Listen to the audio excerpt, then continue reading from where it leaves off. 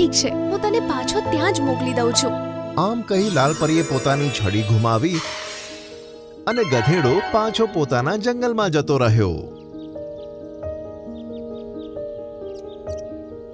અરે ડંકી, ક્યાં હતો?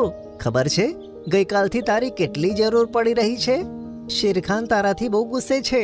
હવે જોજે તારે કેટલું કામ કરવું પડશે.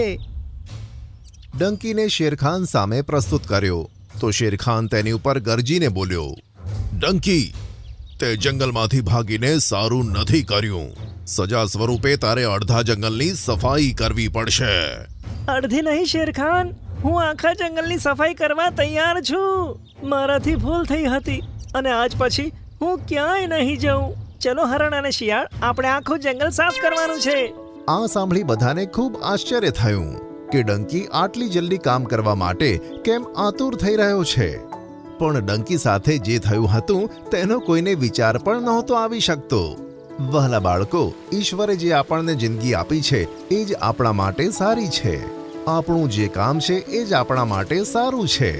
આમ એકલા અને કામ વગરના રહેવાથી ગધેડાને અક્કલ આવી, તેમજ તમે પણ એકલા અને કામ વગરના રહેશો તો તમને પણ ખબર પડી જ જશે.